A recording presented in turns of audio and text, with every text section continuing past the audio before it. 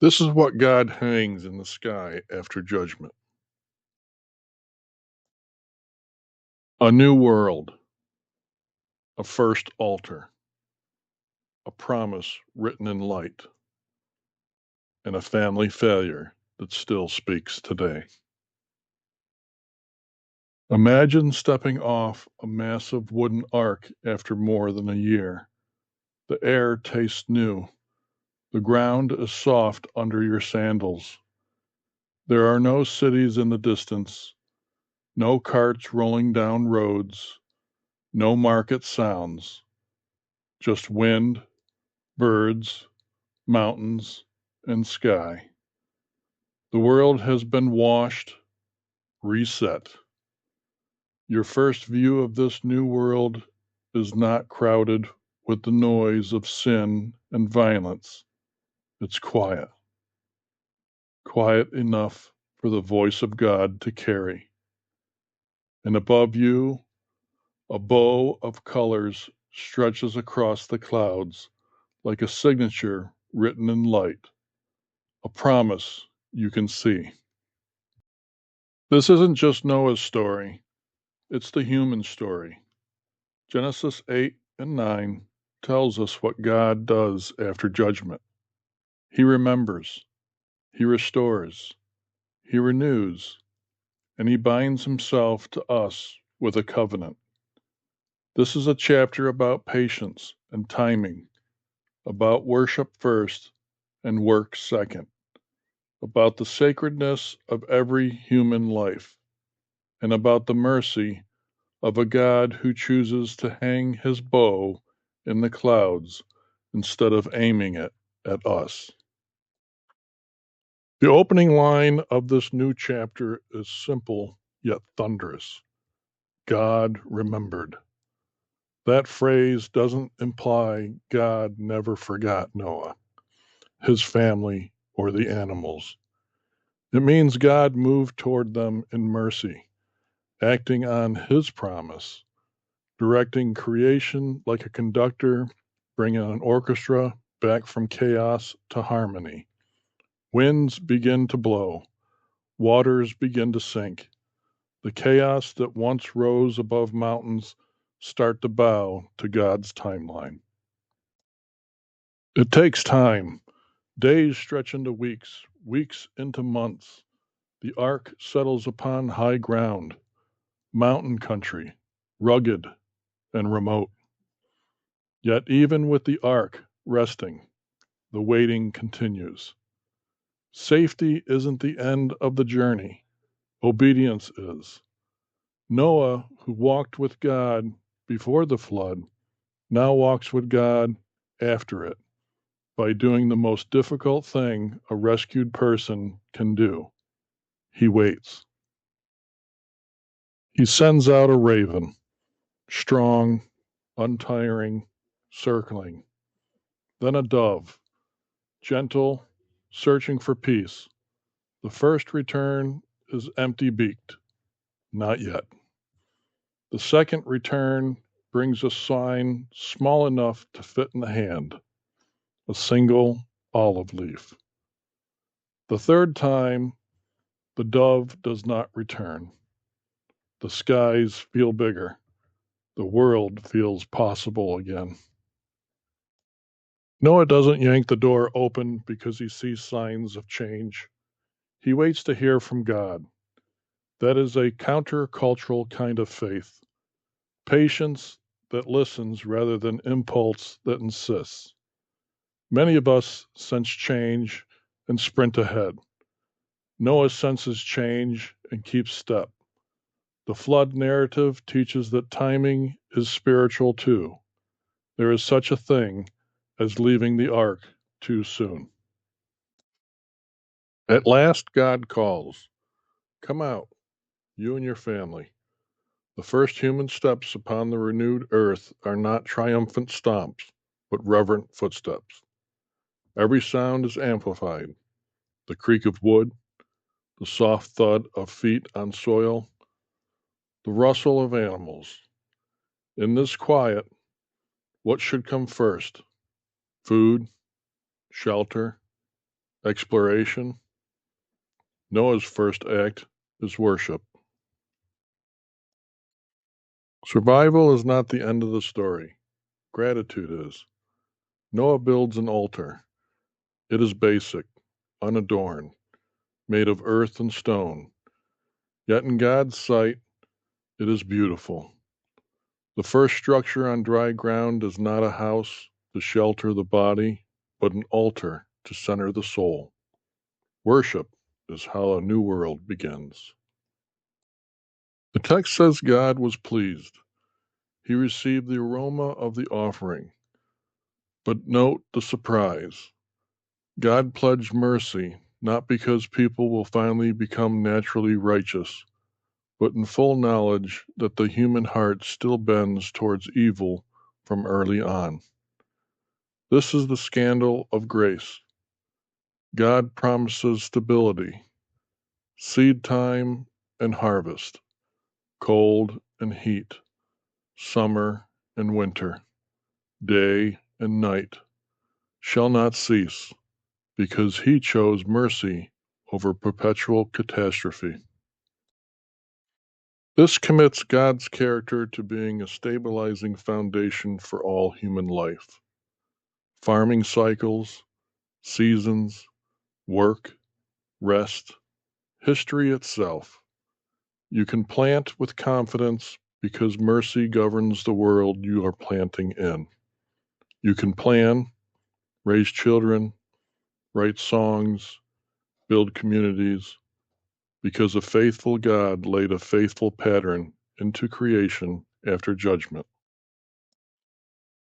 God blesses Noah's family and reaffirms humanity's calling. Be fruitful, multiply, fill the earth, steward it under God. But know there are clarifying boundaries, guardrails for a world that has learned how dangerous human violence can become when left unchecked. First, God grants the permission to eat from the animal world, widening human provisions from plants alone to meat as well. Yet life belongs to God, so he places a limit. Do not consume the lifeblood. This boundary ingrains reverence. Creation is not a buffet we devour without thought. It is a trust we hold with gratitude, restraint, and prayer. Second, God insists on accountability for human blood. Why? Because every human bears the image of God. To strike a person is to strike the image of the King. In a wake of a world once filled with violence, God lays a luminous law. Human life has sacred weight. Communities are to be shaped by justice and dignity, not rage and revenge. This casting of human worth is staggering. God ties the value of each person not to power, not to productivity, not to preference, but to his own image stamped upon them. Then comes the covenant sign. God sets his bow in the clouds, his war bow. The picture is deliberate. The bow is unstrung, pointed away from the earth, hung up in the sky as a public declaration that the Creator chose restraint. In a world that deserved a flood, God creates a visual sacrament of mercy. The sign is for God to see and remember, as well as for us, a way of saying the world is now held together by God's remembered promise. And this covenant is not provincial, it is universal, made with Noah, his descendants, every animal, and the earth itself. The scope is cosmic. God's promise umbrellas the entire living order. The rainbow is not merely pretty weather. It is a banner that says, you are alive today because mercy reigns. After the covenant scenes, the narrative takes a sharp and honest turn. Noah plants a vineyard. He drinks wine. He becomes drunk and lies uncovered inside his tent. The Bible does not glamorize its heroes, it tells the truth. Floods don't erase the inner storm we carry. Even the faithful can falter in ordinary places: fields, tables, tents. One son, Ham, behaves dishonorably. He looks, he tells, he exposes rather than covers.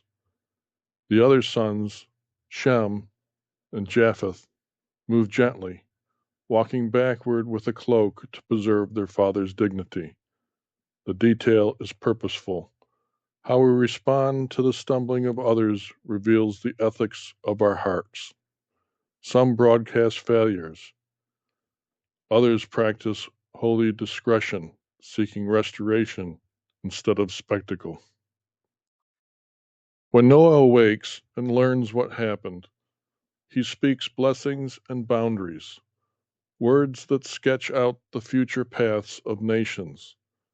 The scene is messy, layered with family pain and the consequences of choices. Here is a sobering truth. The covenant guarantees cosmic mercy, but it does not cancel human responsibility. Our choices still ripple outward. Holiness still matters. Honor still matters. Family cultures are shaped at the intersection of failure and response.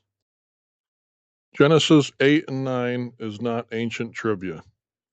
It is the worldview floor we still stand on. Waiting is holy.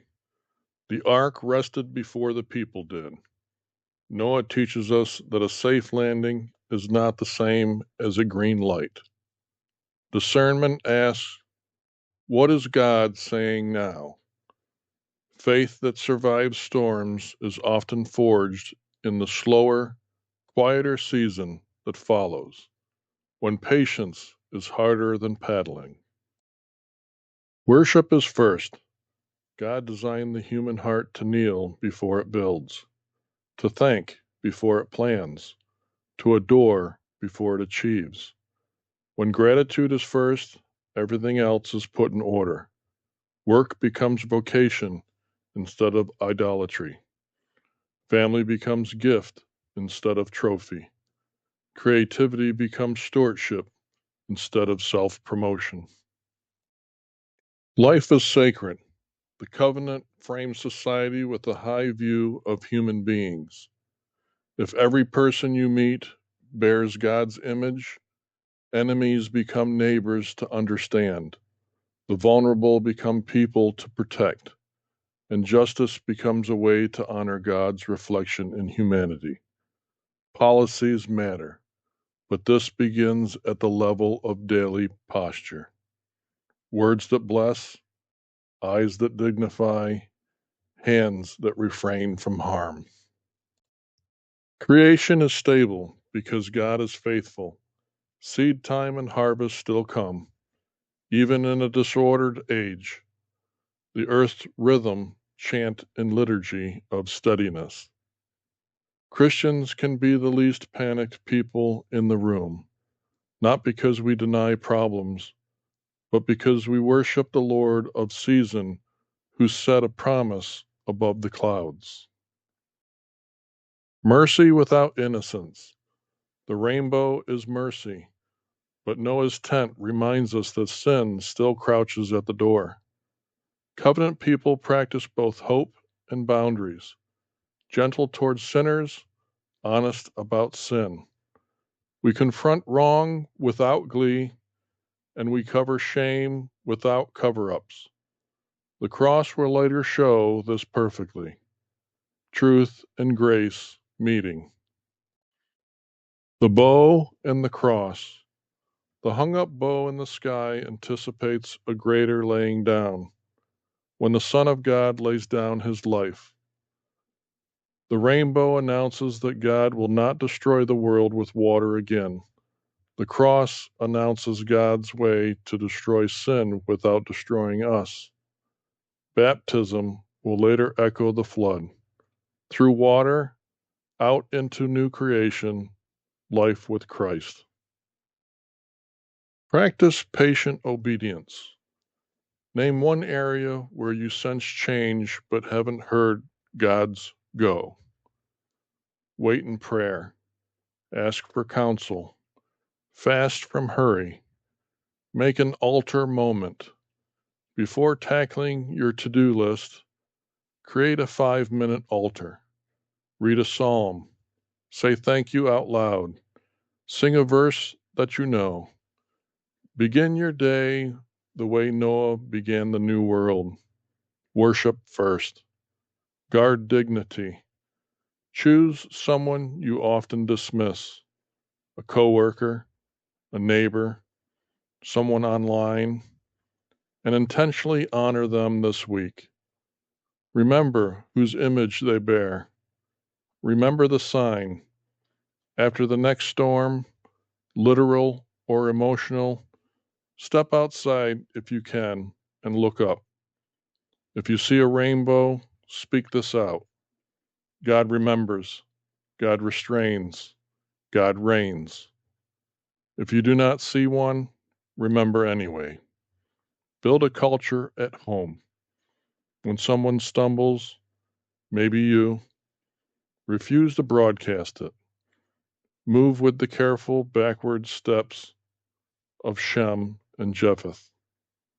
Cover to restore, not to hide sin, but to protect dignity while pursuing healing. If this helped you see God more clearly today, hit that like button. This pushes Bible content to more people. Subscribe for weekly chapter-by-chapter guides.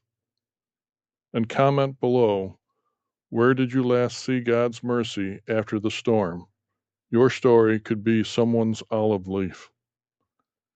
Share this video with a friend who's in a season of waiting. And also remember our new launch of our podcast in the descriptions below. Have a great day, and God bless.